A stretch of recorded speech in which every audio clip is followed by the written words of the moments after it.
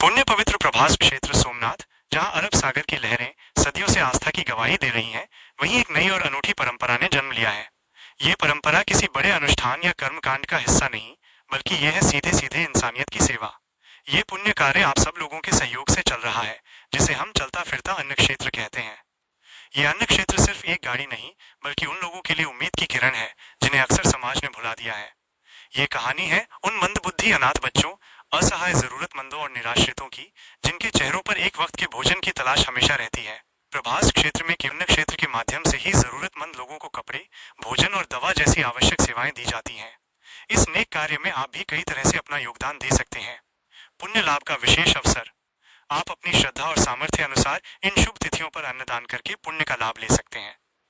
एकादशी, त्रयोदशी, अमावस्या, पूर्णिमा, शिवरात्रि और नवरात्रि जैसे पावन अवसरों पर आप अपने पितरों और देवों के निमित्त अन्नदान कर सकते हैं।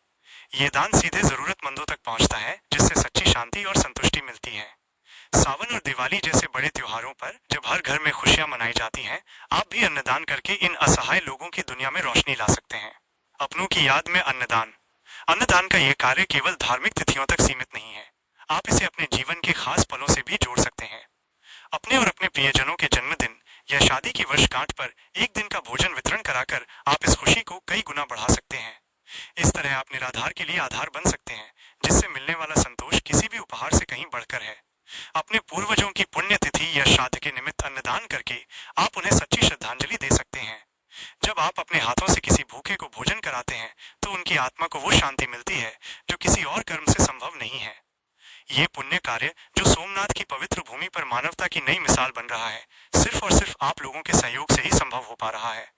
ये साबित करता है कि सबसे बड़ा धर्म और सबसे सच्चा पुण्य वही है जो किसी भूखे को भोजन दे और किसी जरूरतमंद के चेहरे पर मुस्कान ले आए।